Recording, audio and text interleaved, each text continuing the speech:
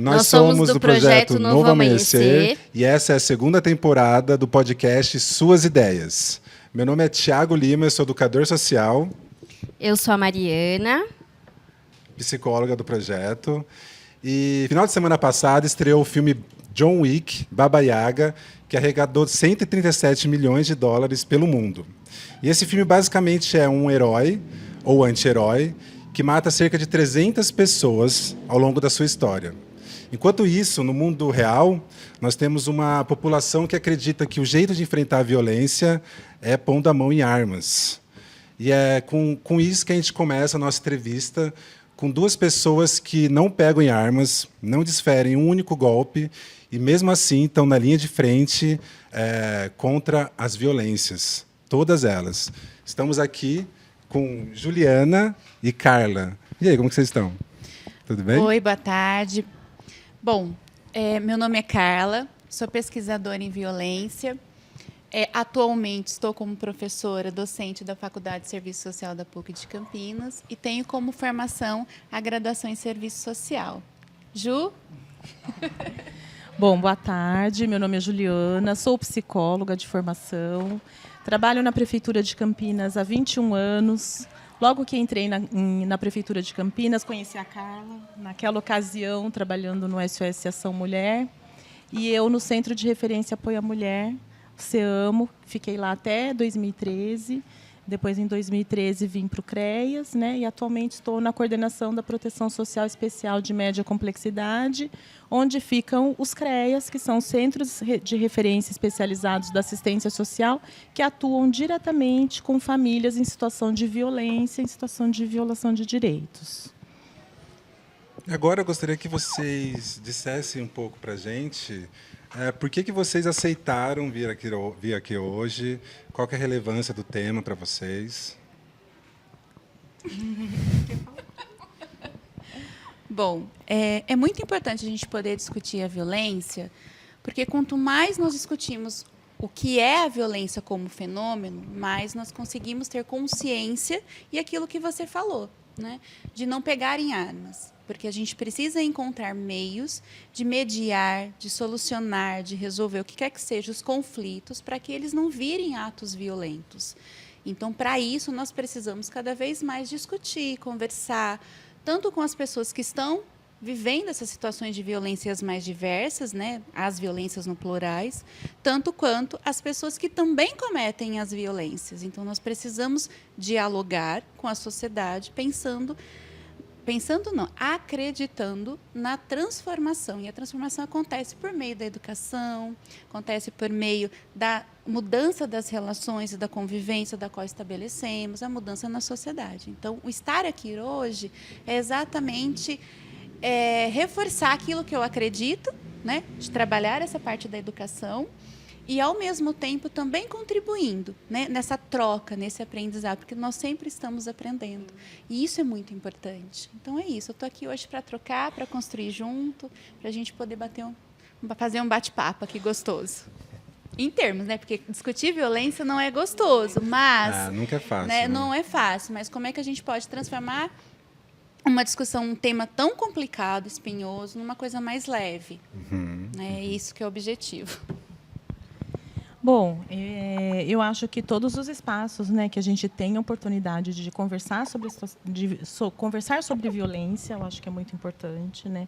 Eu acho que as mídias sociais hoje acabam atingindo um número muito maior de pessoas, então a gente está aqui para conversar um pouco sobre o que é violência, como que a gente tem que trabalhar com as situações de violência, qual que é o fluxo, o que a gente faz quando a gente está diante de uma situação de violência, alguma criança, um adolescente ou uma família, onde a gente pode procurar ajuda, ou como eu devo encaminhar. Então, acho que assim, todos os espaços que eu tenho oportunidade, né, de falar sobre isso, eu me empenho, né, em estar com esse objetivo mesmo, né, de poder contribuir para divulgar a maior número de pessoas as informações a respeito da violência. Então, pensando nisso, a gente fez um jogo, né? A gente desenvolveu o jogo, o Projeto Novo Amanhecer, que é o jogo da memória, que traz justamente isso, essa tipificação das violências, né? Então, a gente convida vocês agora para a gente dar uma jogadinha aqui, para ver se vocês estão afiadas ou não. Imagina, né?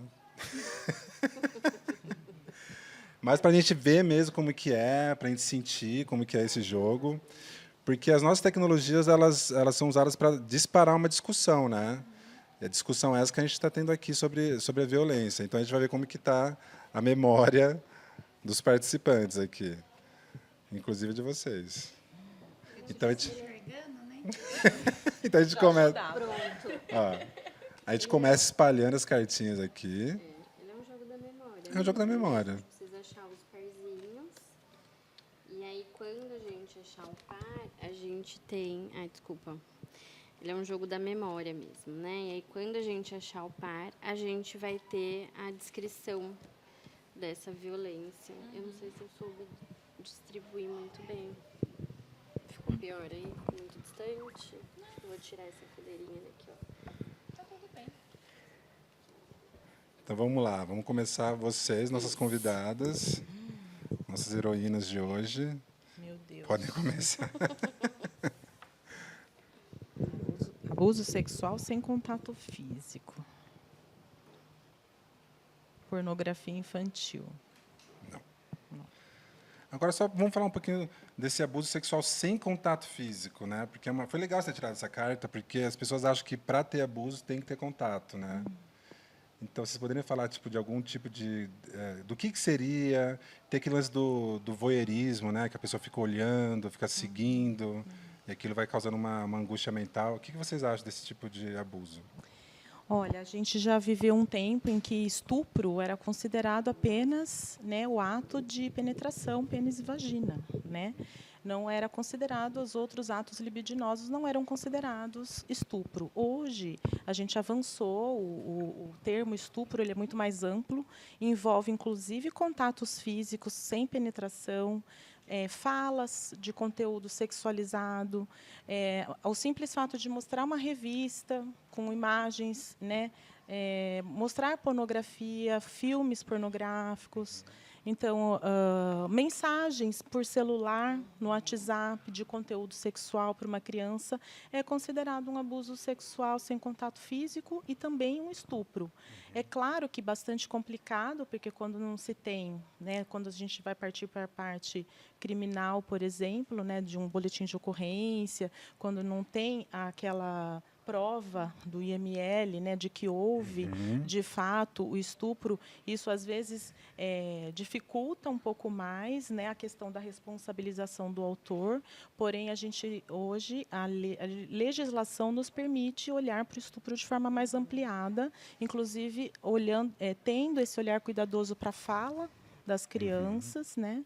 Então, é tudo isso. Tudo que envolve uma relação com um conteúdo sexualizado, mesmo que não haja nenhum tipo de contato físico, é considerado abuso. E o que isso gera nas vítimas, esse tipo de violência? Olha, é muito complicado. Muitas vezes as vítimas nem se veem numa situação de violência, nem entendem que estão vivenciando uma situação de violência, porque muitas vezes ela acontece num ambiente seguro, com alguém que ela confia, alguém que ela gosta, um parente, um amigo, um tio, um avô, né? Muitas vezes dentro da própria casa, com alguém que ela admira e que ela gosta. E às vezes num momento gostoso de brincadeira, né?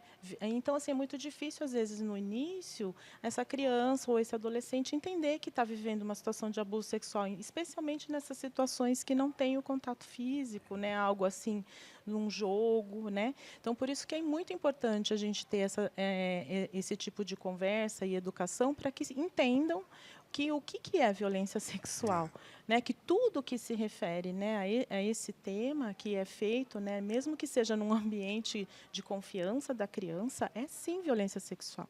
Então é muito importante essas campanhas, né, que se trate desse tema, desse assunto em diversos espaços, para que a gente dê instrumentos, né, para as crianças se protegerem, né, se cuidarem e identificarem e pedirem ajuda. Muito legal, Ju. Agora é a sua vez, Carla, vai lá. Acho que a Ju já deu conta, né?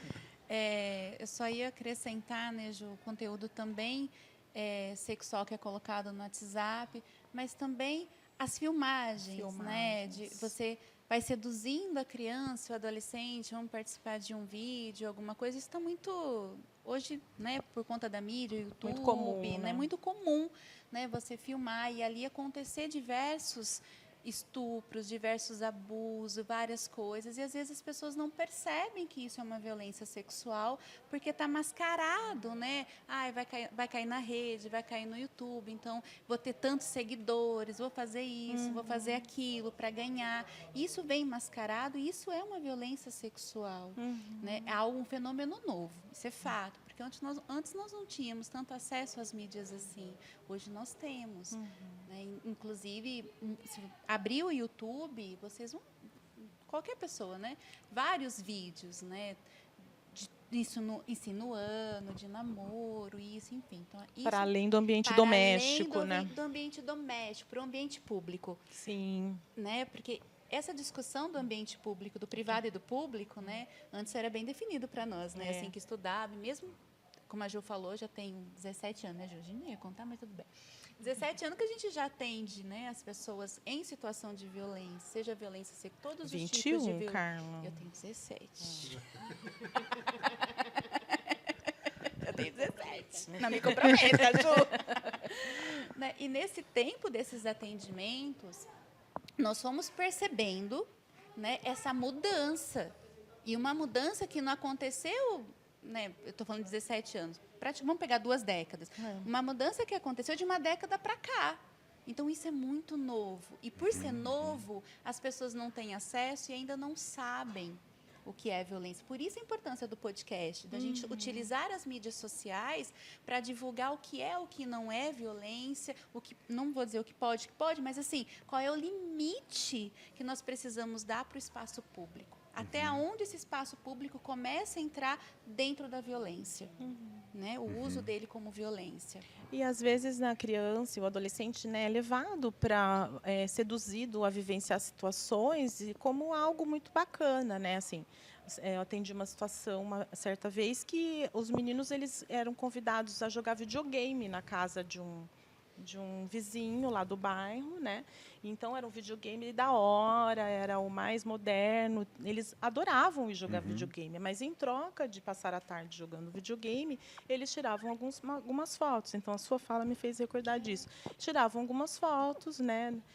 Seminus e tal. Então assim, eles vivenciavam uma situação de violência que para eles eram meninos, né? Então também tem esse tabu também na questão da violência sexual, muitas vezes é muito mais dita e falada e colocada como as meninas e as mulheres sendo as principais vítimas, mas a gente vê hoje muitos meninos também, né, mas com muito mais dificuldade de identificação e de busca, né, de ajuda nesse sentido. E aí, às vezes, a violência sexual vem no meio de uma brincadeira, como você falou, né? Os vídeos no YouTube, vou ficar famosa, né? Até porque os influencers, né, todos tiram fotos Exato. nus ou seminus, Exato, tem o isso OnlyFans, tem um valor, né? E passar a tarde jogando videogame só por causa de umas fotos sem camisa, o que tem? Todo mundo faz, né? O que tem? Muito mais, né?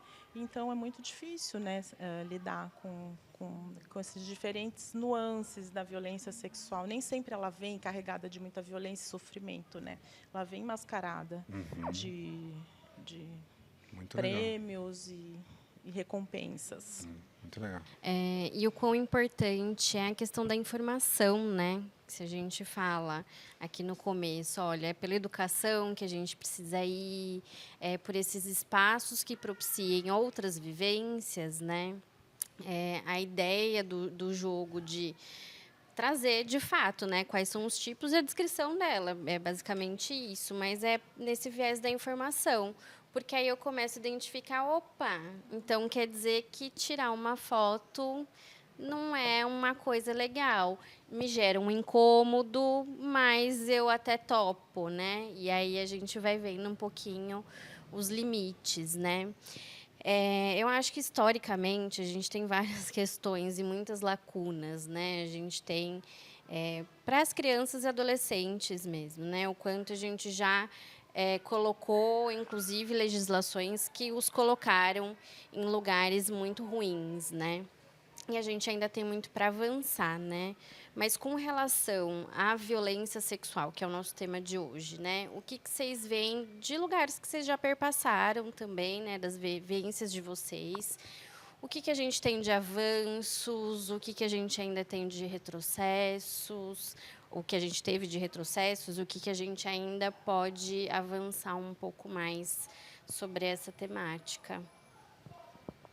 Bom, vamos junto, né, Ju?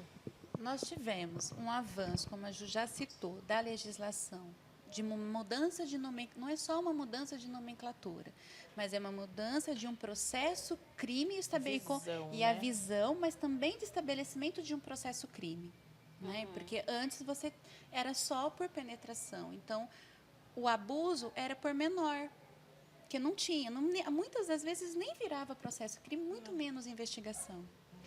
Agora nós temos um nome, uma descrição do que é, mesmo que não tenha a penetração em si, mas nós conseguimos juntar, porque um processo judicial ele funciona com provas.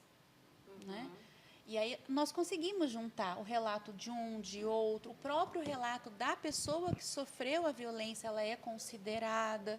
Então, nós tivemos um ganho aí de poder dar nome e, ao mesmo tempo, de colocar isso dentro de um âmbito judicial e criminal. Isso é um ponto. Agora, por um outro lado, pegando um pouco o que a Mariana falou e já emendando, hoje nós estamos numa sociedade que temos muita informação, como nós estamos discutindo, mas as pessoas não têm o conhecimento. Né? Uma coisa é ter informação, outra coisa é eu tenho conhecimento. O que é meu corpo, como é que eu posso, até qual é o limite que você pode me tocar, qual não é, qual que eu posso expor, qual que eu não posso expor. Então, assim, o conhecimento do que é violência sexual. Então, as pessoas não têm. E a ausência desse conhecimento é o que está gerando aquilo que a gente iniciou falando, desse fenômeno novo, que tanto nos preocupa. Porque quando é uma família, né, não vou dizer que é o mais corriqueiro, mas o comum, né? Quando é um estupro que acontece dentro do lar, dentro da casa, onde a gente consegue identificar as pessoas que cometeram essa violência, nós conseguimos, enquanto política pública e proteção, proteger, né, essa criança em alguma medida. Não estou falando no 100%, mas nós conseguimos, né? Agora, quando nós estamos no ambiente virtual, isso é muito mais complicado. Porque como é que você vai pensar políticas públicas de proteção? Então, isso é um fenômeno novo. Como é que nós vamos chegar a internet, que é um território de ninguém? Porque é isso. Né? Por mais que a polícia rastreie o IP da pessoa que está ali. Mas se é uma brincadeira, como a Ju deu o exemplo do videogame, né? E não só de videogame, tem jogos agora. Né? Jogos, né? Eróticos e tudo mais, sempre teve, mas agora é algo que o público vê, né? Então, assim, e esses jogos, como é que você controla os acessos, de qual computador sai, de qual celular? Tem celulares que é pré-pago, eu não consigo rastrear, então tem uma série de dificuldades. Então, por um lado, nós tivemos um avanço na legislação no que corresponde àquilo que é crime. Isso, um avanço. Por um outro lado, nós estamos, não vou nem dizer que é retrocesso, mas nós estamos diante de um fenômeno novo, que nós ainda estamos entendendo como ele funciona, para a partir daí pensar a possibilidade de intervenção. Então, nós estamos nesse momento. E aí agora eu digo que é um retrocesso. E há um retrocesso para dentro da educação. Porque quando explodiu, na década de 80, por exemplo, a questão das ISTs, quando começou a explodir várias coisas, houve um trabalho intenso do Estado, junto com a sociedade civil, de trabalhar os adolescentes e as crianças sobre a prevenção do que é sexualidade, do que é corpo. E isso foi um trabalho muito bacana, porque essas crianças da década de 80, 90, que passaram por isso, conseguem hoje identificar, olha, bom, aqui não pode, aqui pode, aqui não pode. Então, tem uma bagagem, tem um conhecimento diferente, não tenho só informação, eu tenho conhecimento. Mas, a partir da década de 90, finzinho de 90, década 2000 ali, nós não trabalhamos mais. Né? Então, a educação não está trabalhando mais a sexualidade com os adolescentes e muito menos com as crianças. E quando a gente está dizendo sexualidade, nós não estamos falando do ato sexual, nós estamos falando dos comportamentos. Né? E quando eu deixo de trabalhar isso para dentro da educação infantil, fundamental e médio, eu vou ter lá na frente muitos problemas. Então, o que nós estamos passando hoje é reflexo de um retrocesso, de um abandono da educação, de todas as políticas, eu diria, porque a assistência também deixou de trabalhar base, né? A saúde, que foi a pioneira, deixou de trabalhar base. Então, as políticas foram se ausentando dessa temática e hoje nós estamos numa situação muito grave, por conta desse retrocesso. Então, percebe, nós tivemos avanço em algumas coisas são novas, outras coisas nós tivemos retrocessos. Eu acho que tudo que foi trabalhado, daí hoje, acho que de uns tempos para cá isso passou a ser visto, né, como falar de sexualidade é incentivar os jovens a fazer sexo. E aí eu acho que a gente entra num viés de mais moralista, mais conservador, e aí a gente deixa de falar, como a Carla disse, né? Então acho que isso é um desafio, né? A gente falar de sexualidade de uma forma preventiva, né, como uma educação.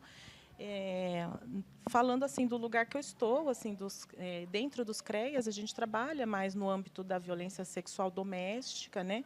Porque muito pouco a gente teria a fazer para esse tipo de violência sexual no âmbito da internet ou violência urbana, né? Violência que pode acontecer aí nas ruas. A gente trabalha nas relações familiares, na dinâmica familiar incestuosa, né? De fato, assim, essa questão do avanço da legislação, ela trouxe, sim, muitas contribuições, porém, a gente ainda tem muitos desafios a serem vencidos, né, enfrentados. Vencidos, nem sei se é a palavra mais correta, porque, de fato, a revelação de uma violência sexual para dentro de uma família, né, o impacto que isso traz, né, qual que é a organização que a família vai precisar ter a partir dessa revelação, a família está preparada para fazer um boletim de ocorrência e enfrentar que esse autor de violência possa ser até preso, né? Já vivenciei muitas situações em que a violência sexual dentro de casa ela traz junto todas as outras violências. A criança passa a sofrer violência psicológica por parte da família, porque daí as pessoas falam, tá vendo, você foi falar isso que o seu pai fez, agora seu pai pode ser preso. Culpabilizando a vítima, a criança passa a sofrer outros tipos de violência a partir daquela que ela acabou de revelar. Tamanho impacto que essa revelação traz para dentro da família. Às vezes, aquele pai que cometeu a violência é o provedor, né? Então tem toda uma consequência ali de uma nova organização da família que precisará ser feita na hipótese da saída dessa pessoa do lar, né? Embora a gente tenha a legislação, demora. O processo criminal ele tem uma velocidade outra que o processo da vara protetiva, né? Então a gente consegue muitas vezes acolher a criança rapidamente, mas não conseguimos prender o autor. Então a gente, os serviços, né, que trabalham no âmbito da proteção, muitas vezes lançam mão dessas medidas, né, que a gente entende que é mais uma violência, né, que essa criança, né, tá sofrendo de ter que sair da sua casa, deixar os seus familiares, mãe e irmãos, porque o autor de violência ainda está lá. Né? Então, eu acho que, embora a gente tenha tido avanços, muito a gente precisa avançar. A dificuldade, né, porque é muito fácil a gente falar. Quando a gente fala de violência urbana, é muito fácil. Você foi assaltado, você vai lá, você identificou o agressor, você vai lá, faz o BO, é aquele ali que fez mal para mim, é aquele ali que você tem que prender. Agora, fazer isso com alguém que é da família, que eu tenho um vínculo afetivo, é muito mais difícil. Então, a família ela tem movimentos contraditórios o tempo inteiro. Ora, eu quero que aquilo acabe, que pare de acontecer, que ele seja responsabilizado. Ora, eu não quero mais. Ora, eu quero dar mais uma chance. Ora, eu quero... Isso, no âmbito dentro da família, com a mulher, marido, filhos, né? Isso é muito difícil, né, trabalhar. Talvez por isso que a gente está agora discutindo um pouco a questão da escuta qualificada, porque Escuta eu acho que especializada, né? depoimento especial. Talvez seja mais de um lugar que é desse judiciário, né? Criminal mesmo. Como é que de fato a gente tem indícios para que a gente consiga prender esse autor de violência, De forma né? mais rápida, né? Em Campinas, essa questão da escuta especializada está sendo discutida pelo CMDCA, né? O conselho, então tem representantes da Secretaria da Assistência, Saúde e Educação. A gente está contando com uma assessoria externa da FIAC, da Childhood, para ajudar a pensar o fluxo e como seria essa escuta especializada no município de Campinas, entendendo que os serviços que escutam as crianças, ouvem, né, teriam um papel, né, importante nessa escuta. Então, como que a gente faria esse fluxo? E o depoimento especial está no âmbito do judiciário, né? Não é no âmbito dos serviços que atendem as famílias, né? Não estaria para a gente, por exemplo, rede. Porque a rede, acho que a gente já tem um fluxo aí, Sim. né? Posto, né? Sim. Colocado. E aí fica sempre essa discussão, acho, um pouco do quanto que a gente revitimiza ou não nesses processos, mas o quão necessário é, né? Porque foi bem o ponto que vocês trouxeram da questão do criminal mesmo, né? O quanto que a gente consegue avançar nesse aspecto e a gente ainda protege, de repente, tirando do próprio lar, né? Exatamente. É muito contraditório. Isso é quando nós estamos falando, claro, a gente está abordando vários, né? No âmbito doméstico, nós abordamos um pouco na área pública. A violência sexual, ela precisa ser pensada e a vítima, né? A pessoa que está sofrendo essa violência ou que sofreu a violência, seja no âmbito privado ou no público, precisamos proteger. Fato. Mas também precisamos olhar, e essa é uma discussão que nós não fazemos, para quem cometeu a violência. Por quê para quem cometeu a violência? Porque hoje, claro, nós temos muitos adultos que cometeram as violências sexuais e que, em alguma medida, nós vivemos uma sociedade punitivista. Ok, ela pune o corpo, mas ela não pune no sentido de fazer essa reconstrução do que de fato foi violentar a minha filha, o que de fato foi, né? Então, assim, a gente não faz essa discussão com quem cometeu o ato. E o que acontece? Nós sabemos disso, porque o índice de reincidência é um dos mais altos. Então, eles cometem o ato sexual, quando chegam, né, à prisão, à condenação, e a condenação cai na prisão, eles ficam um determinado tempo, de 1 a 4 anos, dependendo da gravidade. Se tem agravos, isso vai aumentando a pena e vai variar. Eles saem do mesmo jeito que entraram. Porque não teve uma reflexão, não teve uma conversa, né? Um trabalho. E o que vai acontecer? Se eu não cuidar disso, vai reproduzir de novo. Vai cometer novamente, vai voltar de novo. Né? Eu estou falando de uma população adulta.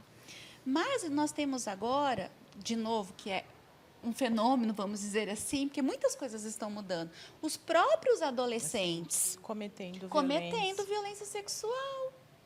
Né? Então, assim, aí você olha para os adolescentes pegando a Mari. Eles têm informação, eles sabem, né, o que é violência sexual, eles sabem, né, como é que tramita e tudo mais.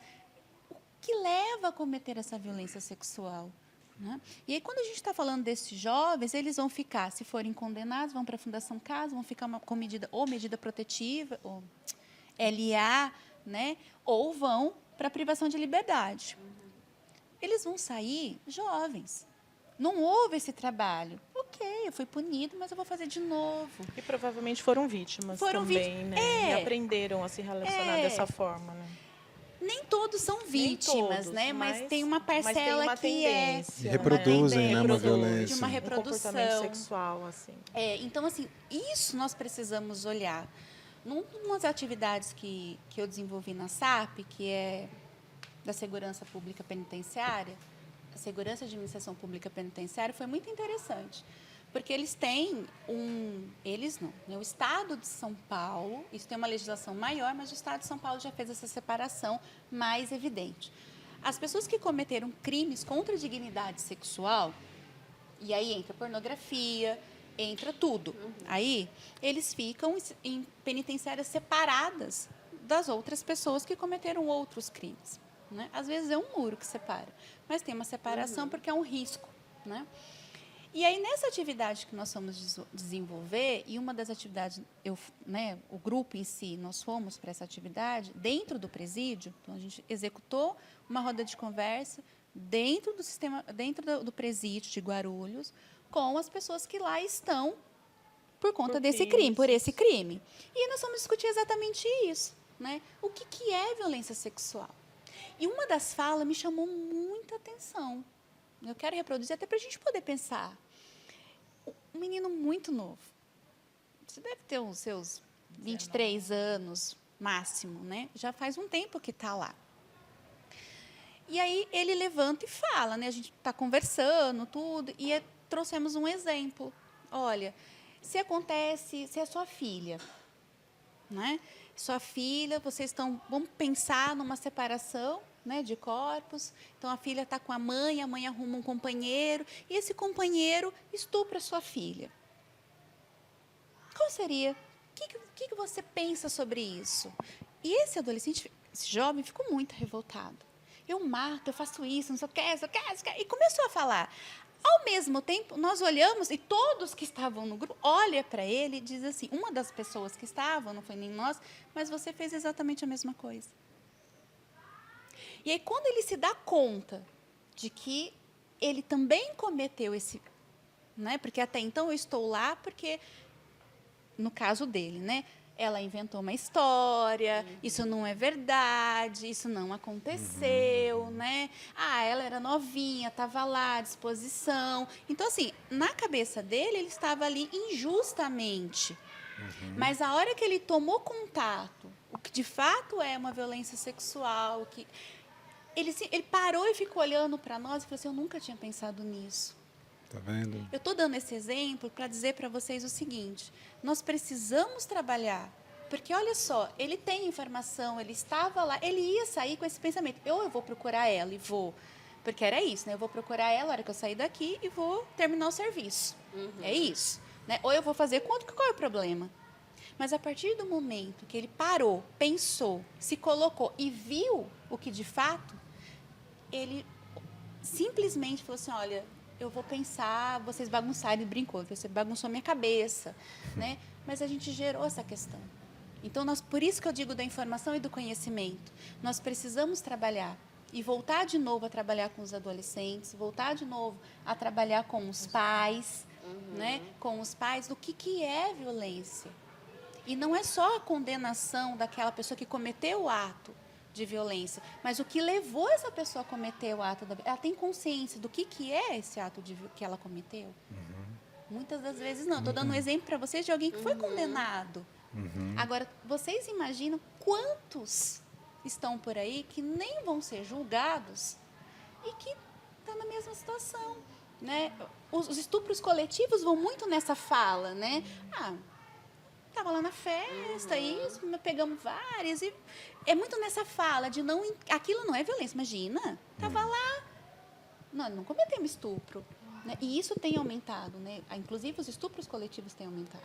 E você acha que o fato dos estupros coletivos terem aumentado tem alguma coisa a ver com a pandemia? Se tem, quais são as causas? O que você acha que a pandemia... O que vocês duas acham? Na pandemia, no primeiro trimestre, teve uma queda, né, nos casos notificados. Vocês poderiam explicar para a gente por que teve essa queda no começo? Quais são os motivos? A violência sexual já tem uma subnotificação. Começa daí. Então, os números que nós temos não são reais e não falam a verdade. Para que a gente conseguisse números reais, nós precisaríamos que todas as pessoas entendessem o que é violência sexual, independente se é na minha casa, onde quer que seja, e registrasse o boletim de ocorrência. Aí nós precisaríamos de mais delegacia, porque as que tem não iriam dar conta. Enfim, nós precisaríamos de toda uma outra estrutura para que a gente, de fato, trabalhasse com um número mais aproximado. Então, o que nós trabalhamos com hoje é um número subnotificado. O que aconteceu na pandemia? Se já era um número subnotificado, lá atrás, com a pandemia, piorou. né? Porque como é que eu ia sair da minha casa para registrar um boletim de ocorrência? E detalhe, né? Vou pegar o exemplo, a violência doméstica. Eu vou lá, notifico que aconteceu uma violência doméstica, volto para minha casa, porque o CREAS vai fazer o atendimento, mas é um atendimento remoto, que ficou muito mais complicado. Uma coisa é o olho no olho, outra coisa é você acolher, outra coisa é você pensar junto, outra coisa é remoto. Ou a saúde, mesmo a saúde. Estava né? toda voltada para o Covid. Toda voltada para o Covid. Então, o que aconteceu? Eu volto para minha casa com a mesma pessoa que... Né? Então, E é obrigada a ficar lá, né? Por e causa da obrigada. quarentena. E vai para onde? Para onde que essas pessoas foram? Então, essa subnotificação, né? Essa não notificação da pandemia tem essa explicação, essa e várias outras, mas essa que mais a gente consegue ver, nós que estamos na linha de atendimento, né, sabemos que é isso que aconteceu. Tanto é que houve um aumento, não é um aumento da violência sexual, né, mas é um aumento de registros de violência sexual. Por quê? As pessoas que suportaram essas violências por 1 ano e meio, 2, quando as coisas começam a retornar, elas começam a notificar retroativo. E aí faz isso no gráfico, né? É uma quantidade de notificação muito grande, mas é porque isso aconteceu na pandemia que não teve como eles registrarem lá e nem pedir socorro. No socorro no sentido que as políticas públicas possam atender, e não só as políticas públicas, mas a rede pessoal também é acionada para poder cuidar, para poder proteger. É importante a gente colocar que a rede pessoal faz parte disso, apoio, né? A rede de apoio. E é isso que aconteceu. Por isso que nós temos um crescimento aqui, por conta das que estavam paradas, começou a chegar agora. E aí gerou todo um problema, porque as equipes não dão conta, estão superlotadas.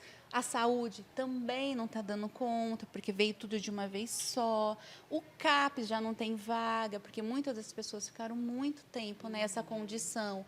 E aí foram desenvolvendo ansiedade, desenvolvendo uma série de comprometimentos da saúde mental. Precisa agora de um tratamento, ou que talvez antes um cuidado mais junto daria conta, hoje já não.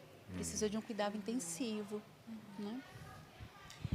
Na pandemia, a gente observou para os CREAS uma diminuição de encaminhamentos para todos os 5 CREAS de Campinas. Né? Houve uma redução assim, muito grande, porque as escolas fechadas, os centros de saúde voltados para o Covid.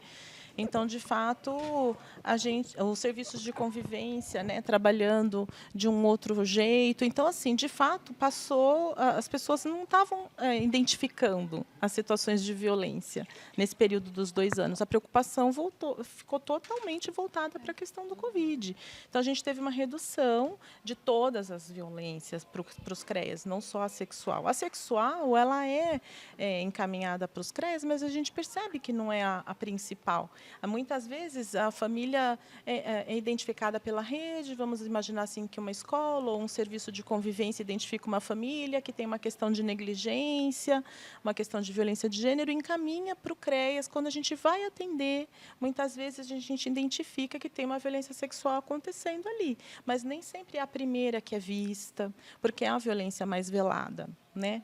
Então, nem sempre é a primeira que se identifica, menos que a criança tenha assim, condições de relatar e de dizer, né, numa escola, num serviço de convivência para um educador, né, e que isso possa ser conduzido para um atendimento, mas nem sempre é a primeira violência a ser identificada e ser atendida pelo CREAS.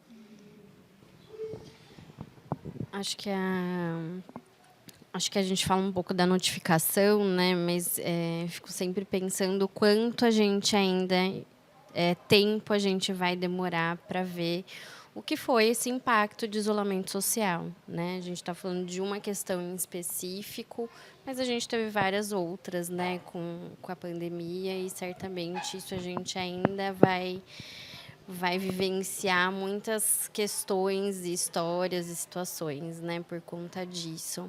E aí fiquei pensando, até comentei um pouquinho antes com a Ju, né, e aí agora a gente está discutindo homeschooling, né? A gente está falando que a pandemia expôs algumas pessoas, e aí a gente está discutindo uma questão que é não estar nesse espaço de convívio social e que possa ser um serviço que identifique, que dê um acolhimento adequado, enfim, só algo mais para a gente pensar. Mas fiquei pensando se a gente não pode contar um pouquinho do fluxo mesmo, né? Acho que isso é importante, acho que é uma informação importante de todo mundo ter e acho que a gente pode trazer um pouquinho aqui. Eu acho que, falando de forma bem simples, né, eu acho que qualquer serviço, né, seja ele da assistência social, saúde, educação, né, que eu falo desses 3 principais, que são as políticas públicas que mais têm o atendimento direto às famílias, né, identificando no seu serviço uma situação que foi relatada, né, às vezes a criança contou para a professora, ou no serviço de convivência, a criança chegou com marcas de agressão física, você vai perguntar o que aconteceu, né? É algo que aconteceu na família. Então, assim, qualquer serviço identificando essa situação pode fazer o encaminhamento para o CREAS, né? Porque muitas vezes a gente encaminha a família diretamente. Ah, você pode ir no CREAS, mas aí a família não vai, porque nem sempre a família quer lidar com aquela questão de violência. Então, é muito importante o referenciamento, né? Então, assim, o serviço que identificou essa situação faz um relatório, a gente tem um protocolo do CREAS, né, uma ficha de referenciamento que é muito simples e que ajuda, inclusive, na identificação dos tipos de violência que a gente falou, se é física, se é psicológica, se é sexual, né? Tem essa ficha para preencher e o relatório encaminha para o CREAS da região de moradia daquela família que você está referenciando, né? E aí o CREAS, dentro do CREAS a gente tem vários serviços, né? A gente tem a equipe PAEF, que é a equipe pública, temos o CESF, que é executado pelas OSCs parceiras, né? Um serviço especializado de proteção social à família. A gente tem as medidas socioeducativas em meio aberto, aqui é a liberdade assistida e prestação de serviços à comunidade.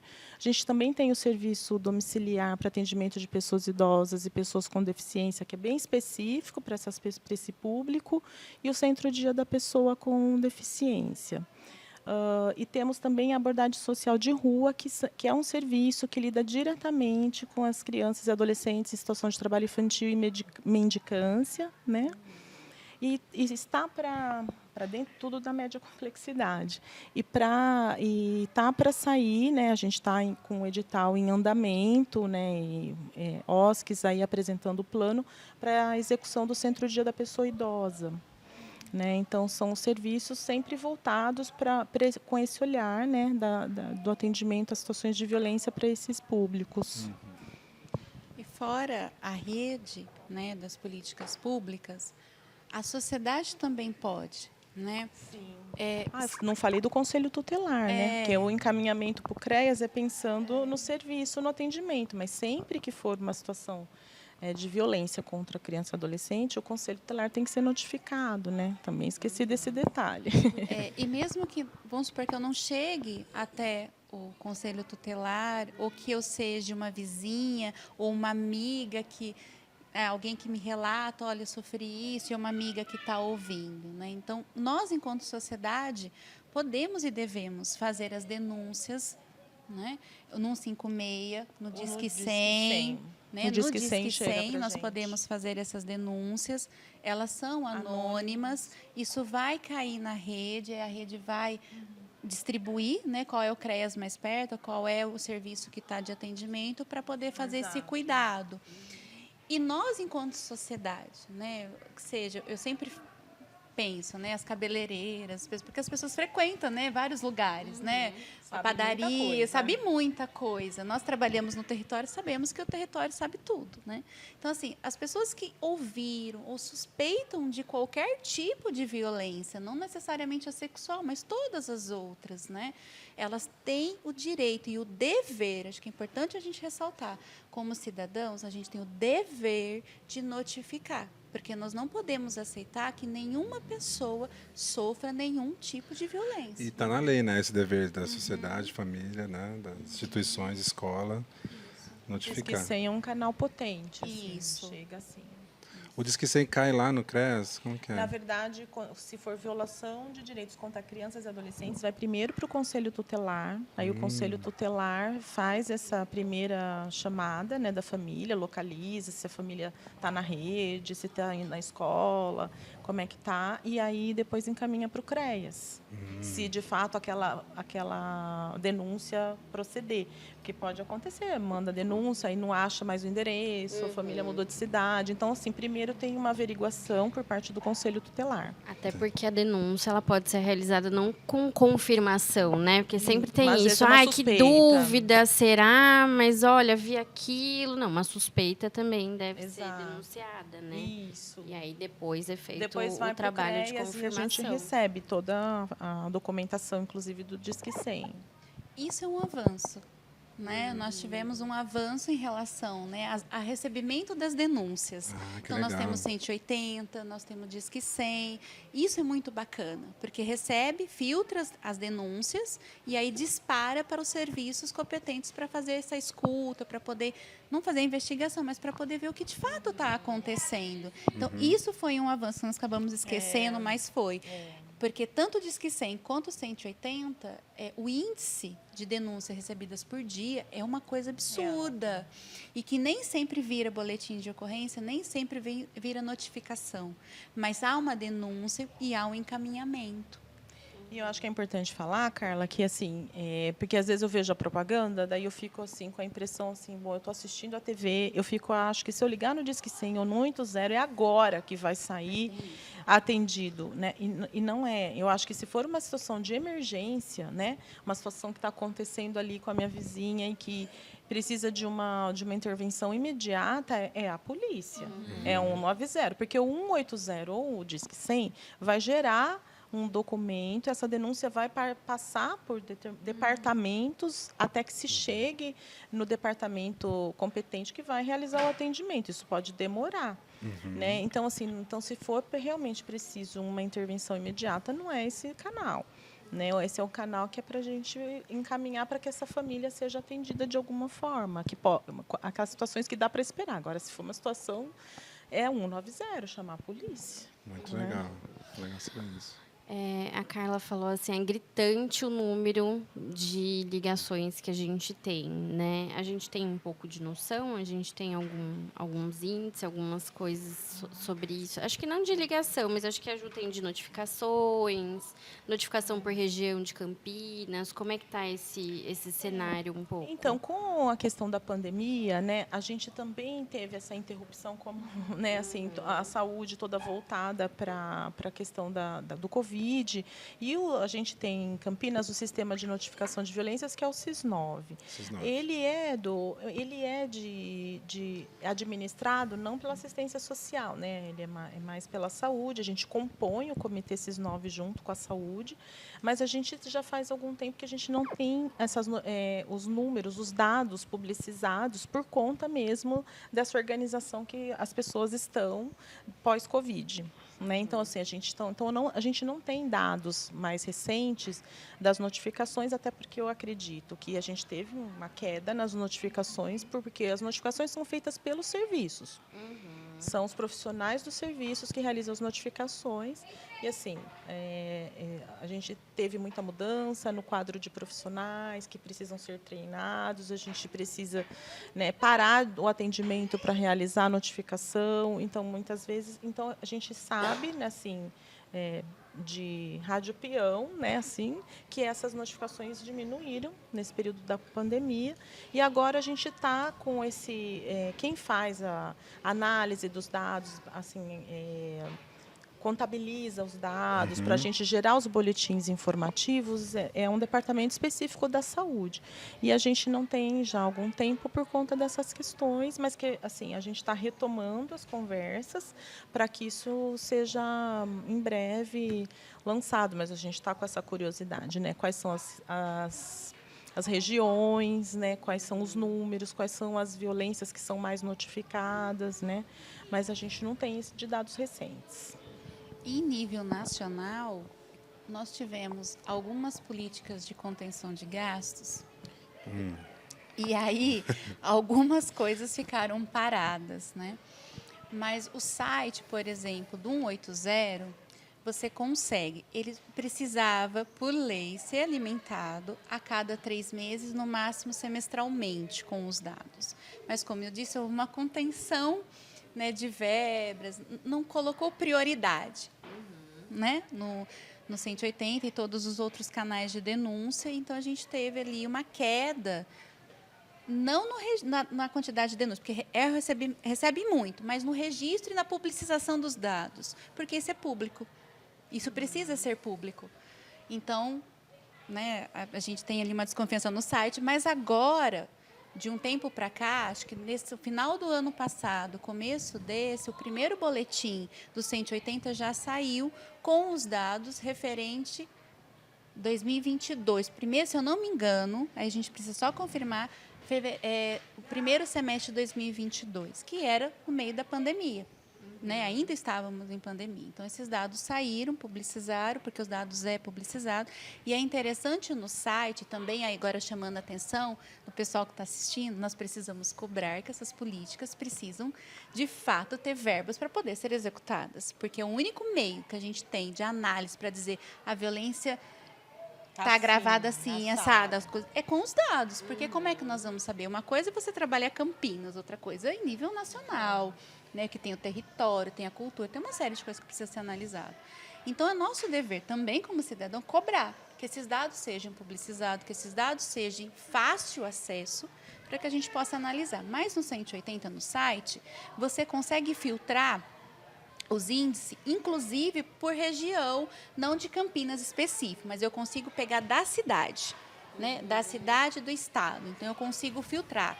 Eu não consigo por região, porque cada região subdivide o seu município. Então, mas eu consigo filtrar isso, eu consigo saber um pouco mais de quantas denúncias, quantas ligações teve no 180 e daquela direção. Que é um dado, que né? é um dado de... Aliás... Do que chegou para o 180, né? Mas o que chega para os serviços talvez tenha vindo de outras formas, né? E até porque as políticas públicas são construídas por meio dos dados. Como é que eu reivindico Sim, mais dinheiro? sem saber o que está acontecendo. Né? Saber o que tá sistema- Tem uma acontecendo. demanda aí, Os né? sistemas se complementam, né? Eu acho que a gente Isso. tem que olhar os dados de todos os jeitos, né? A nível municipal, estadual, Isso. federal, e até para poder dialogar e pensar políticas públicas, né? É por isso que eu reforço, né? Essa é uma tarefa de todas nós. Todos nós precisamos cobrar, todos nós precisamos entrar no site, o mapa da violência, que faz um tempo que começa a ser publicizado, ele traz dados muito interessantes para a gente poder pensar políticas públicas, mas eu também fico pensando até que ponto nós usamos esses dados para discutir, ou para reivindicar a política pública, ou para melhorar essa política pública. Né? E agora, no começo da nossa conversa, vocês trouxeram o fator da internet, né? Como que a internet ela está sendo usada, né? Como ela criou novas possibilidades dessas violências. O que vocês poderiam falar assim sobre a internet, tanto o lado ruim, que possibilitou e criou novas categorias de violência que agem ali no emocional, no psicológico das crianças, né? Porque o índice de suicídio entre adolescentes tem aumentado também. Uma idade que era uma idade de alegria, de descoberta, virou uma idade de ansiedade, sofrimento, de pressão, né, para uma coisa que é muitas vezes idealizada ali, inalcançável, né, que as mídias espalham por aí. Mas assim, o que vocês dizem sobre a internet, tanto no lado ruim, né, que cria essas novas violências e também potencializa as que já existem, mas também como que vocês veem que a internet poderia ajudar nas notificações, na educação, mostrar que tipo de violência, o que vocês acham assim? Bom, a internet é um território de ninguém e também um território, volto a dizer, que nós ainda estamos aprendendo a lidar. É uma tecnologia nova. Lidar, né? que você diz, é legislação, que não tem... Não só a legislação, mas também de como eu uso a internet. Para que eu uso? Para que eu uso, né? Então, quando você dá o exemplo da criança, hoje, claro que a gente consegue dizer há um limite, mas assim, até que ponto esse limite, percebe? Então, assim, até para nós, enquanto adultos que somos responsáveis pelas crianças, também fica naquilo. Eu deixo ou não deixo? Assiste ou não assiste? Entende? Porque nós estamos aprendendo. ainda. Eu acho importante nós falarmos. Isso não significa que nós vamos ser negligentes, mas nós estamos aprendendo a lidar com isso. Então, a internet hoje é algo que a gente precisa discutir, precisa pensar. Como eu disse que é território de ninguém, no sentido do quê? Tudo pode acontecer na internet. Ao mesmo tempo que eu posso incentivar essas crianças, esses adolescentes, vou pegar a questão da sexual e tudo, né?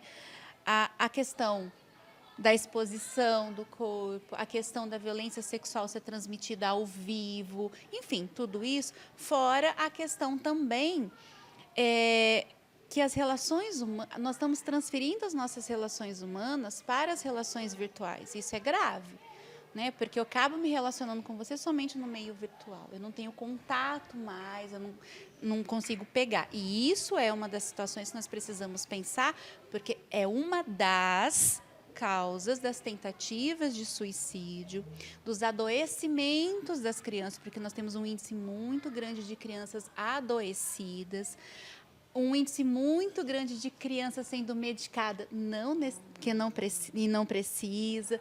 Então, assim, tem uma série de coisas que vêm com o uso da internet. Ao mesmo tempo, a internet também é uma ferramenta muito boa, porque nós estamos aqui hoje, né, falando para várias pessoas.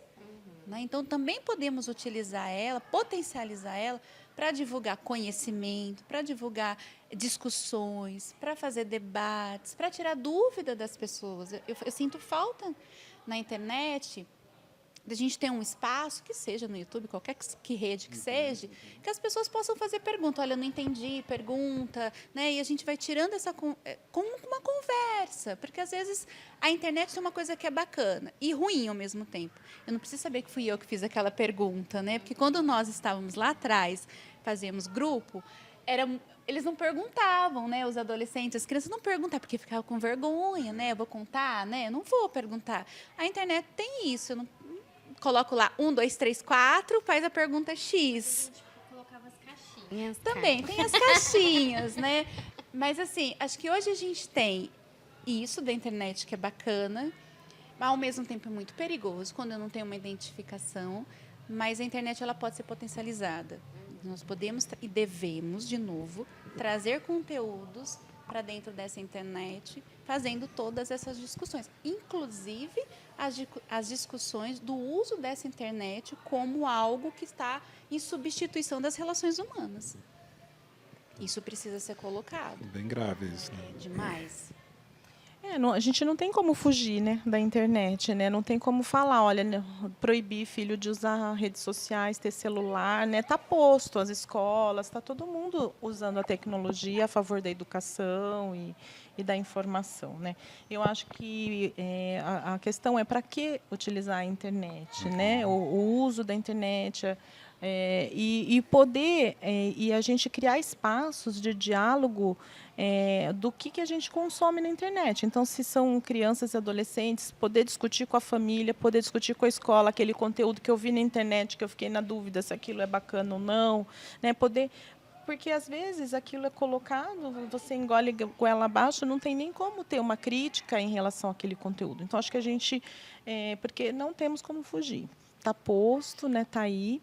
Eu acho que a gente precisaria pensar em espaços que todos pudessem dialogar sobre aquele conteúdo para criar crítica mesmo em relação a isso, né? Assim, recente, eu até comentei na conversa que a gente fez de uma reportagem que eu vi na televisão recente, da menina ter ficado 2 anos se comunicando com um adulto. Ela é do Rio de Janeiro, né?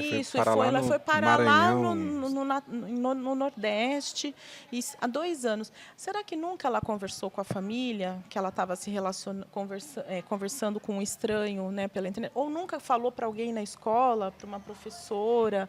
Né? Aí eu falo, porque, de fato, se ela tivesse tido esse espaço de cuidado e de escuta, né, até para discutir isso, que ela estava se relacionando na internet com uma pessoa, talvez ela tivesse sido alertada, tivesse tido um cuidado com ela não teria caído nessa questão, né, Teriana? Então, assim, eu acho que é isso, porque, assim, evitar, assim, em algum momento, você vai estar exposto a conteúdos ótimos como conteúdos muito ruins, né? Aí eu acho que a gente vai ter a crítica de escolher qual é o conteúdo que eu quero assistir ou me debruçar na internet, né?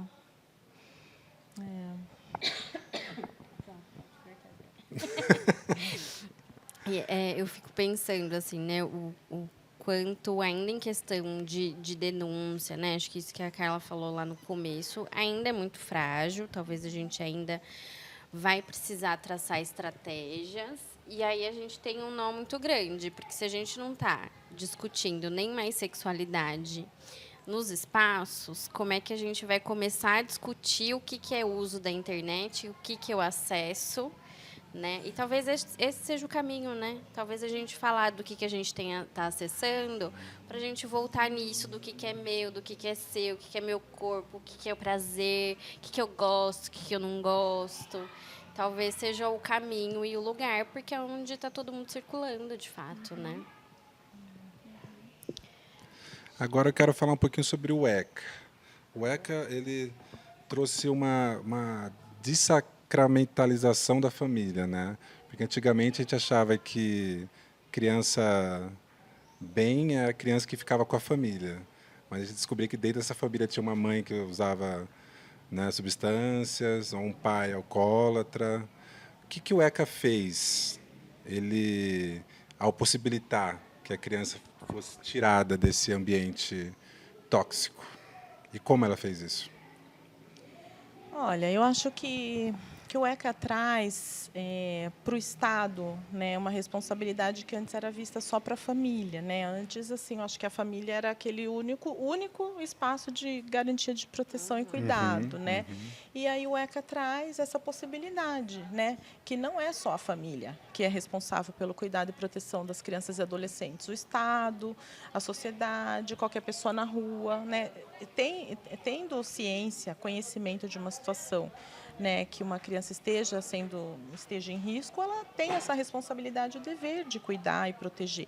Então, eu acho que, para mim, isso é muito marcante, né? Então, assim, e traz também essa visão de que a escola, que a família, ela não é absoluta, ela não consegue garantir tudo. Muitas vezes ela vai precisar, sim, do apoio do Estado, de alguma forma, né? Então, para mim, isso é muito marcante, muito forte com a questão do ECA. E muitas vezes a gente fala que a família é negligente, né?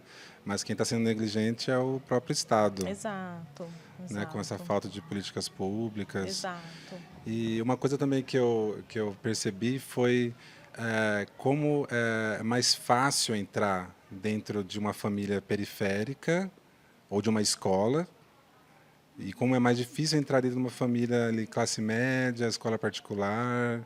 Por que vocês acham que tem essa dificuldade? Isso também acontece. Que as coisas também acontecem, né, nessas Acontecem da famílias. mesma forma. Mas por que você acha que nesses casos não são notificados, ou então não é possível um assistente social entrar? De onde que vem essa dificuldade? Eu acho que nesses ambientes, né, vamos colocar aí famílias de classe média alta, né, esses ambientes eles são muito mais preservados, né, as violências acontecem de forma muito mais velada, frequentam espaços privados tendem a silenciar e a esse tipo de situação, né? Então vamos colocar assim, nem todas as escolas privadas estão atentas para essas situações de violência, porque aí vão notificar uma criança da escola, encaminhar para o conselho tutelar, né? Uma família que pode tirar aquela criança daquela escola, por exemplo. Perder uma matrícula. Perder uma matrícula, né? Então tem um impacto muitas vezes financeiro para aquela escola. É muito difícil uma escola privada querer dialogar ou discutir um caso, por exemplo, com a rede. Né, porque ela entende que isso está no âmbito do privado, da família. Ela, enquanto escola, tem que garantir o sigilo em relação às informações sobre aquela criança. A escola meio que fecha com a família, muitas vezes, né? Então, a gente tem dificuldades de enfrentar, de falar e de dialogar com a escola e com essa família. Essas famílias de classe média alta moram muitas vezes em lugares que blindam a entrada, por exemplo, de profissionais, né? Moram em lugares que tem uma portaria. Já para na portaria, já né? para na portaria, né? A família, você chega lá e fala, eu sou psicólogo e assistente social do CREAS, vim aqui para conversar, já fala, olha, né, não quero conversar. Então, assim, é muito mais fácil para as famílias de classe média alta recusar esse tipo de atendimento e manter em sigilo, manter de forma velada as situações de violência que vivenciam dentro de casa, porque os espaços são privados, né? Não mora 15 pessoas na mesma casa, as casas são mais distantes uma das outras, né? Então, até a arquitetura, né, de onde moram colabora para esse silêncio, né? Agora, as famílias mais pobres, não, né? A escola é um ambiente, né, que a gente tem um acesso mais fácil, né? Dialoga, né? É uma política pública ali que está dialogando diretamente no território com o centro de saúde, as casas são muito próximas, moram muitas pessoas, tem muita gente vendo aquilo acontecer, então, em algum momento, isso vai vir à tona. Se não for a mãe falar, a tia que mora do lado vai falar, a avó que mora na frente vai dizer, né? Então, em algum momento, isso vai vir à tona. A comunidade se A cuida, né? Ela comunidade, tem a comunidade vai dizer, vai falar diferente daquilo. dos condomínios fechados, que cada um na sua casa... Cada um no seu quadrado, né? Ninguém quer vai nem falar da saber. vida de ninguém, né? E nas comunidades isso é mais visto, mais cuidado, mais dito, mais falado, né? É isso, acho que tem um elemento também para a gente poder pensar. As políticas públicas Brasil foram criadas para quê? Essa é uma pergunta. Para os pobres, né? Por quem e para quem? Para Não é? daqueles que mais precisam. De controle. De controle. De controle. Então, aí, nós no Brasil não temos... A população não tem a dimensão que a política pública ela é para todos. Tem para uma determinada parcela da sociedade que eu preciso controlar, que eu preciso dominar. Porque se nós tivéssemos o conhecimento de que a política pública, o ECA, a legislação do ECA, que é para todo mundo, mas enfim, não é acionado, mas que a política pública ela é de proteção social de verdade, e isso fosse também entendido pela classe média e alta, eu conseguiria chegar. Né? Os serviços conseguiriam chegar porque você entende que é proteção. O problema também é cultural e também é o porquê que a política pública foi construída nesse país e para quem ela foi construída. Então, por isso que é muito difícil também, tudo isso que a Ju falou é verdade, mas é por isso que a população de classe média alta não acessa. Não acessa porque eu vou lá falar. E é para você ver o quão grave isso é, porque a própria escola não toma responsabilidade para si, independente de ser privada ou pública, de proteção. Porque a educação, vamos pegar a escola, né? A educação ela é responsável pela não só aquilo de fornecer o conteúdo necessário para o desenvolvimento da criança ou do adolescente, mas ela é responsável como espaço de sociabilidade humana e comunitária de proteção, independente de ser privada e pública. Mas por que as escolas públicas são monitoradas e vigiadas e as particulares não são? Porque a particular ainda não entendeu e nós, como sociedade, ainda não discutimos que é responsabilidade dela, independente de renda ou de classe. Então, essa é uma caixinha de marimbondo. Nossa. Uma caixinha de marimbondo, principalmente a gente começar a se questionar por que as políticas públicas existem para quem é. Né? Por que não chega na escola privada? Por que não chega no hospital particular quando há uma violência ali? Por que ninguém notifica? Fica né? Porque pisando em ovos ali. Porque E só eles quem ainda não sofre são foram as crianças, né? Ficam no porque meio eles não disso. foram responsabilizados e não vão ser. Esse é o problema, porque também a gente finge que não vê. E quando eu digo nós, eu digo enquanto sociedade, porque a gente não discute isso, então tudo bem. Não existe. Não Não. discuto. Não existe. Eu queria saber um pouco sobre o ciclo da violência. Porque dizem, né, que geralmente as pessoas costumam colocar a culpa na mulher. Por que você volta com esse cara que te bateu? Por que você está lá com ele? Né? Gosta de apanhar. Umas frases assim, bem, né, machistas. Assim. O que é esse ciclo da violência? Vocês poderiam explicar para a gente? Vamos ficar o dia, o mês discutindo, né? Não é tão simples assim. Carla, eu posso estar errada. Uma das facetas da violência mais complicada de se trabalhar, de pensar meios de proteção, é a violência contra a mulher. Por quê? Porque a violência contra a mulher, ela está dentro de uma relação de afeto.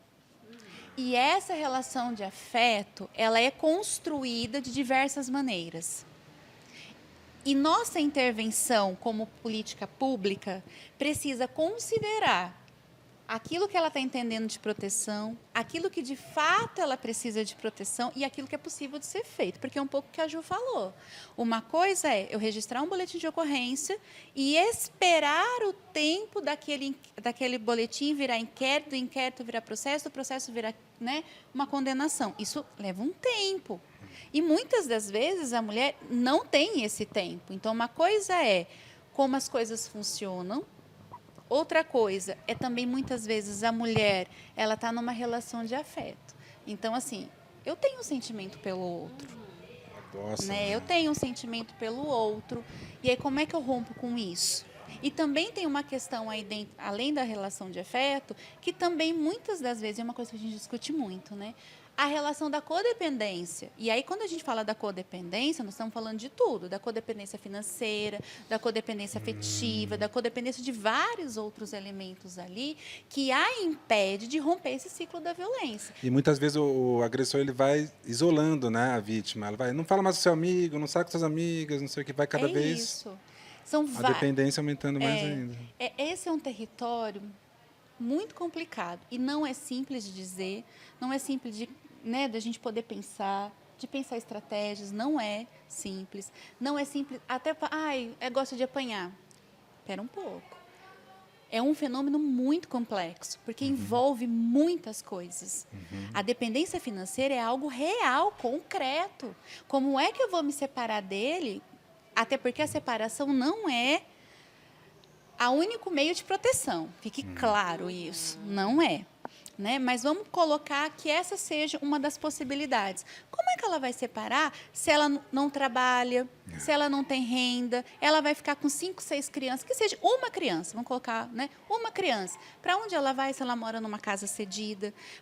Como é que ela vai com aquela criança? Como é que ela vai sustentar? Como é que vai dar conta? A pensão não é suficiente, até porque o processo de pensão alimentícia, que é o processo de alimentos, ele não sai na hora, ele tem um tempo para sair, demora. E até então você tem que dar conta. Porque a fome não espera 3 meses.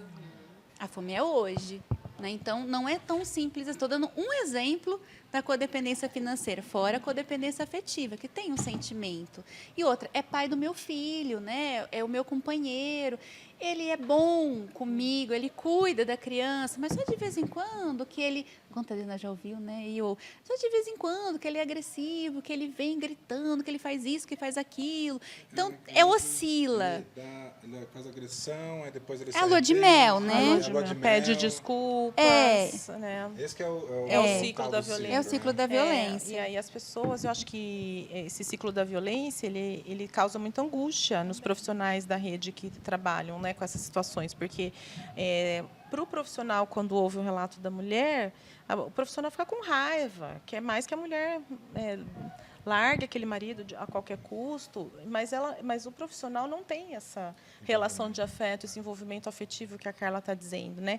Então, e a mulher fica presa, porque esse homem ele não é agressivo 24 horas, ele não é ruim 24 horas, né? Em alguns momentos ele pode, que é a lua de mel, após um episódio agressivo, é muito comum que tenha essa fase do arrependimento, ele pede desculpas, ele fica bonzinho, ele faz tudo o que ela gostaria, ele se torna aquele homem perfeito, aquele do início, do namoro, né? E a mulher, ela aí fala, nossa, mas ela caiu nessa pegadinha de novo. Caiu, porque ela ama muitas vezes esse homem, depende financeiramente ou não, porque tem mulheres que também são independentes economicamente e até sustentam seus companheiros numa relação violenta. Aí você fala, puxa, ela podia dar um pé na bunda desse cara, né, falando assim como Simples, popular, né? simplesmente dar um pé na bunda, mas não é simplesmente assim, porque de fato ela está presa nesse ciclo em que tem momentos que ela está muito feliz com ele e momentos de muita infelicidade. E aí ela fica ali, né? E aí enquanto ela não abre mão, conseguir abrir mão daqueles momentos felizes e entender que aquilo está mais prejudicando do que favorecendo, fica muito difícil, né, romper. Então, por isso que é muito, assim, eu lembro que quando eu comecei a atender mulher vítima de violência de gênero, quando elas relatavam, primeira orientação Olha, vou te passar o endereço e o telefone da Defensoria Pública, está aqui, a senhora pode ir, tal. Marcava o atendimento na próxima. Você foi na Defensoria Pública? Não, não fui. Aí, assim, depois de um tempo, demorou, né? Que a gente demora para cair a ficha, aí você vai começar a estudar. Que não era, que você não tem que falar de Defensoria Pública por muito tempo com essa mulher, até que ela esteja pronta, até que ela me diga, eu quero ir na Defensoria Pública, eu vou me separar, né? Não sou eu que decido, nem digo o momento, né? Então, assim, romper o ciclo da violência é muito difícil, cada mulher tem seu tempo, a rede de serviços precisa entender isso, até para não acelerar o processo e querer colocar um encaminhamento para a mulher que ela não está pronta para seguir, né, assim, essa orientação e permanecer com ela, permanecer no apoio, na escuta, né? Porque muitas vezes a gente desiste da mulher nesse discurso. Mas ela gosta, acho que ela gosta de apanhar. E nós temos também uma das grandes, vou colocar eixos para não dizer causas, mas um dos grandes eixos que potencializa a violência contra a mulher também é cultural. Isso é fato. E muito idealizado esse amor romântico. Enquanto nós reforçarmos esse amor romântico, esse sonho que a Disney conta, né, que os filmes contam, é porque eu vou idealizar. E na vida real, no dia a dia, fora Hollywood, não é assim. E tem que ter um parceiro também, né? Tem mulheres que não conseguem se ver sozinhas, né? Certa vez eu atendi uma mulher, ela morava no Nordeste, ela conheceu esse marido que tinha ido para lá, mas ele era de São Paulo, e ele a trouxe para São Paulo. O sonho dela era vir para São Paulo. E ela conheceu ele lá e ele falou, não, eu vou te levar para São Paulo. Você vai ser minha esposa, você vai morar comigo em São Paulo. Chegou aqui e sofreu muita violência. Ela ficou com muita vergonha de voltar. Eu vou voltar para a minha família, para o Nordeste, com uma mão na frente e outra atrás, dizer que eu não consegui me dar bem em São Paulo, com esse marido que eu conheci. Então, ela tinha uma idealização de ter um marido, morar em São Paulo. Então, são vários planos de vida, né, que essas mulheres, às vezes, constroem em cima de um relacionamento, né? E desse jeito que é aprendido do que é o amor, né? Porque o amor, para mim, é isso, né? E aí, quando a gente está falando de criança e adolescente e vítimas de violência, olha o que isso, né? O Tio Mora perguntou, o que isso repercute depois na vida, né? Repercute, inclusive, nisso, né? Eu aprendi que a forma de amar é essa, né? E vou carregar uma culpa para sempre também, né? E agora, pau pesado, né, gente? Tá tenso. Acho que o nosso projeto sempre tenta trazer uma leveza, assim. E agora chegou a hora mais esperada do nosso programa, que é a hora do fluxo. Vai lá, galera. Pode botar o som aí. A gente vai para um fluxo? Uma hora pra gente dar uma relaxada aqui, ficar um pouco mais leve, tomar uma água.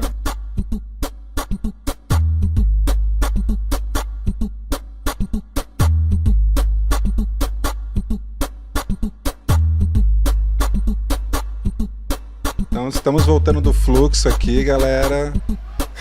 Altas emoções. E você deve estar pensando aí, o que o Thiago está fazendo? O que esse louco está fazendo? Mas tem um significado. Calma que eu vou explicar. Muitas vezes a gente acha que o fluxo, que as baladas são os lugares que a gente está mais suscetível a esse tipo de violência, violências sexuais, né, no caso. O que vocês acham? De onde que vem a maioria das notificações dessas violências? E se vocês concordam que é nesses lugares que tem mais? O que vocês acham? A violência sexual, acho que são dois contextos diferentes. O que é do âmbito privado e o que é do âmbito público. O que é privado, nós temos acesso, que é a violência doméstica, acontece em casa. Como a gente começou no início, nós falamos, a gente consegue identificar né, o autor ali. Aquilo que acontece fora desse ambiente é um pouco mais complicado da gente poder identificar, um pouco mais complicado de poder fazer as análises. Então, não tem como a gente dizer aonde acontece mais, porque são territórios diferentes, São comportamentos diferentes em cada espaço, meios de proteção diferentes. Inclusive, pensar mesmo política pública também é diferente. Uma coisa é nós pensarmos doméstico, que a gente consegue acessar, e outra coisa é quando acontece no fluxo, em qualquer outro espaço público. Agora, há um estigma, né? De novo, a gente volta para aquilo o que é a política pública para quem? Né? Porque a ideia é que acontece violência sexual só no fluxo, nas baladas. Não. Não. Acontece nos espaços universitários, acontece nas festas de medicina, acontece nas altas na Dentro do sociedade, ônibus. dentro do ônibus, Na igreja. né? Na igreja, escola. na escola. Então, Dentro assim, de casa. dentro de casa. Então, não é só o fluxo, não é só a comunidade periférica que tem um índice alto de violência sexual. Não. Inclusive, vou dizer de todas as violências. Muito legal você falar É isso. porque a política pública volta-se os olhos para lá. Mas quando a gente amplia esse olhar, nós vamos ver que, do outro lado, que nós não acessamos, que a política pública não consegue chegar, porque aquilo que a gente discutiu acontece muito. Quantos casamentos acontecem, todos os tipos de violência em alguns chega ao nosso conhecimento. Casamento chique, coisas maravilhosas, assim. Não só casamento, como as grandes festas, né? Isso acontece. Então, é um estigma que carrega, né? É só na comunidade que acontece violência, mas não é. Não é. Legal. Eu acho que hoje a gente tem um apelo, né, para essas questões sexuais serem vistas com mais naturalidade acontecendo nas festas, né? Desde as roupas, as músicas, a forma de comportamento, e que também nem é visto no fluxo ou nas festas como uma violência sexual, né? Assim, o relacionamento com vários parceiros ou parceiras numa mesma festa. Com ou sem o consentimento, alcoolizada, né? Porque tem também essas questões, mas ela estava alcoolizada, então autorizou ou não autorizou? Então, assim, tem várias questões envolvidas hoje, mas eu acho que em todos os contextos essa violência sexual pode acontecer, e ela é entendida de diferentes formas, dependendo do lugar, né? E quem é que está vivenciando isso, quem é que está observando isso acontecer, né? Então, assim, mesmo os crimes de importunação sexual um tempo atrás, isso nem era dito. Quando eu era menina, quantas vezes eu peguei ônibus, entendeu? E sofri esse tipo de violência e nunca nem falaram que isso era. Eu lembro da minha mãe dizer que se eu percebesse que era para eu sair de perto, né? Mas hoje é possível a mulher, inclusive, parece que tem em Campinas uma questão de um aplicativo que se você baixa, você pode pedir ajuda dentro do ônibus para você poder ter apoio. A Guarda Municipal faz uma localização ali pelo aplicativo. Então, assim, estão começando a olhar para esse tipo de violência sexual que acontece até dentro do ônibus, né? E que antes eu acho que não era muito conversado, falado, né? Mas eu acho que a gente tem que pensar assim, em como combater, como enfrentar esse tipo de coisa em todas as situações, inclusive em festas, né? Em que isso é visto como algo divertido, né? Como algo divertido. É isso, muito legal vocês terem vindo aqui hoje. Vocês são verdadeiras heroínas mesmo. Vocês conseguem enfrentar essas violências de um jeito tão bonito, tão inspirador, sabe? Foi muito legal vocês terem vindo para cá, para as pessoas poderem verem mesmo quem são vocês, quem são os verdadeiros heróis, que não são aquelas pessoas que enfrentam a violência com mais violência, né? Que reproduzem a violência, reproduzem né? Tudo aquilo que não é bom, sabe? Vocês não, vocês trazem um pouco de esperança para a gente, de poder ver que é possível, através da rede, através do acolhimento, através da escuta, né, especializada, trazer uma solução e trazer uma resolução para esse tipo de violência. Eu queria agradecer muito vocês por terem vindo. Vocês, para mim, vocês são heroínas mesmo, sabe? Imagina, Não, obrigada, tá longe. disso, até porque, né, a gente pode até discutir a questão do herói, né, enfim, mas nós somos todo mundo, né, que trabalha, acredita na educação em alguma medida, como um mecanismo de transformação, nós somos aquele que vai jogando a semente por onde vai passando. Então, nós somos aquela que vai jogando a semente, porque nós acreditamos. Porque se nós não acreditássemos no ser humano, não estaríamos aqui. Né? Pelo tudo que nós passamos e tudo mais, não estaríamos aqui. Se estamos aqui é porque acreditamos e também sabemos que há possibilidades. Talvez não de erradicar a violência, né? Mas como é que nós podemos minimizar os impactos, como é que nós podemos criar novas relações, né, sociais, humanas, meios de convivência que não sejam violentos. Então, nós acreditamos. Então, nós somos aquela que vai semeando, todos nós. Né? Vamos semeando, né, toda a rede, nós vamos semeando onde nós vamos passando. E esperamos que nasça a semente, né, e que vai florescendo. Porque aí a gente percebe que tem um caminho florido aí que é possível de chegar. A gente que agradece o convite. Obrigada, né? O espaço de estar aqui, acho que é muito importante, porque eu acho que, como a Carla falou, não tem heroísmo, acho que é contar com uma rede parceira, uma rede cuidadosa, que pense em espaços de cuidado e proteção, né? Que a gente possa avançar, enfrentar nossos desafios diários, acho que isso é fundamental. Então, agradeço a possibilidade de estar aqui nessa tarde. Agradeço também pela troca, pelo nosso momento aqui e espero que muitas pessoas possam assistir depois, né? A gente sempre fala o quanto que a gente precisa sair das bolhas, então que a gente consiga levar aí para muitos espaços e lugares que essa internet também tenha outras possibilidades, né? Obrigada, viu, gente? Obrigada, Mari, Tiago. Obrigado a vocês. Obrigada. Então é isso, o primeiro episódio da segunda temporada do podcast Suas Ideias chega ao fim. E no próximo a gente vai abordar o tema da LGBTQIA+, né? Esse tema tão importante, a gente vai trazer 2 convidados aqui, que é o Paulo QIA+. QIAPN+. São várias letras. E no próximo a gente vai ter 2 convidados, que é o Paulo Mariante e o Júpiter, que faz com o rap uma luta contra, né, LGBTQIA+, fobia, e está aí, né, usando a arte para poder inspirar a gente e trazer esse assunto tão importante. Então, no próximo episódio, Paulo Mariante e Júpiter. Tá bom? Vejo vocês lá. Tchau, tchau.